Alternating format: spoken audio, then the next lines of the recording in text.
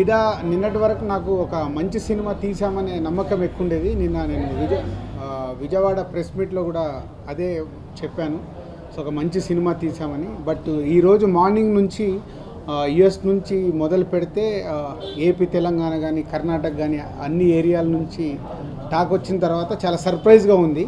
అంటే ఒక great feeling, ఒక బొమ్మరిల్లుతో, ఒక శతమానం భవతితో పోల్చి ప్రేక్షకులు మా బ్యానర్ సినిమాని పోల్చి చెప్తుంటే ఒక సెన్సేషనల్ ఫిలిం అని, ఒక గ్రేట్ ఫిలిం అని, ఒక క్లాసిక్ అని ఇలా చెప్తుంటే చాలా అంటే ఇక అది ఆ ఎగ్జైట్మెంటే వేరేలాగా ఉంది.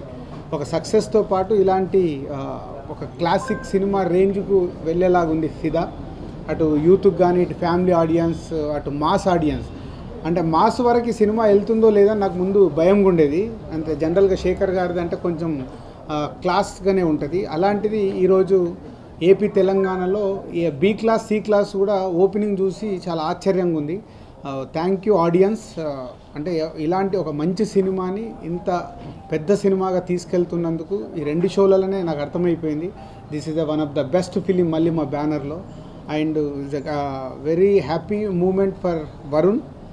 తనకు నేను మా ముందు నుంచి చెప్తున్నాను, నిజమైన సక్సెస్ ఇది వరుణ్కి వస్తుందని. సో నిజంగా వరుణ్కి ఒక మంచి సక్సెస్ ఫిలిం ఫిదా వచ్చింది. So happy to Varun.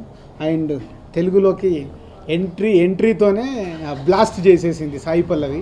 తన ఫస్ట్ సినిమాతోనే అంటే ప్రతి ఒక్కరు సినిమా చూసిన ప్రతి ఒక్కరు సాయి పల్లవికి ఫ్యాన్ అయిపోతున్నారు. ఎస్పెషల్లీ మీడియా వాళ్ళే నాకు చాలామంది సినిమా అయిపోగానే చాలా రోజుల తర్వాత ఒక బొమ్మరిల్లుకి, ఒక సీతమ్మ వాకిట్లో సిరిమల్ల చెట్టుకి, దాని తర్వాత ఈరోజు అంతమంది మీడియా పీపుల్ నాకు ఫోన్ చేశారు, మీడియా రిపోర్టర్స్. అంటే అంత ఎగ్జైట్మెంట్ ఆపుకోలేక.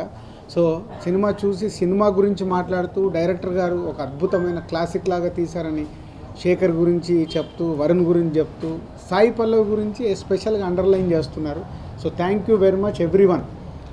ఇంకా ఈ సినిమా ఏ రేంజ్కి వెళ్తుంది, ఎంత పెద్ద సక్సెస్ అవుతుంది అనేది ఈ సినిమా నాకు డబ్బు కంటే ఎక్కువ. నేను ముందు నుంచి సినిమాని నమ్మింది ఒక మంచి సినిమా కావాలి, శేఖరు నేను కలిసినప్పుడు ఒక మంచి సినిమా రావాలని నమ్ముకున్నాను.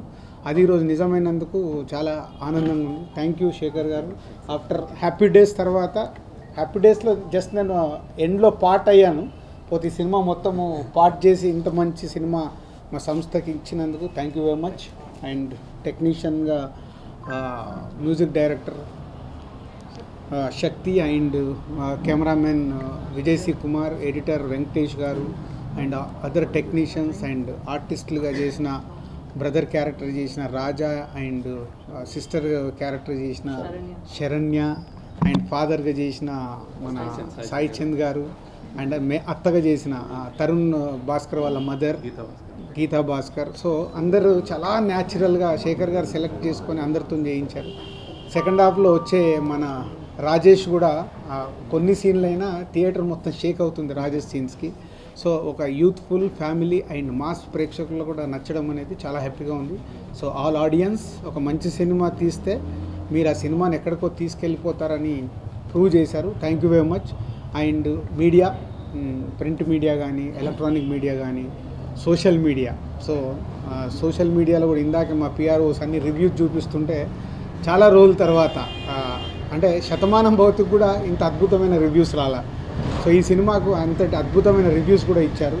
సో ఇంకా 360 డిగ్రీస్ ఎక్కడ నుంచి ఎలాంటి 0.1% కూడా ఒక నెగిటివ్ అనేది లేకుండా 100కు 100 పాజిటివ్ టాక్ రావడం అనేది ఒక అద్భుతమైన మూమెంట్ మాకు.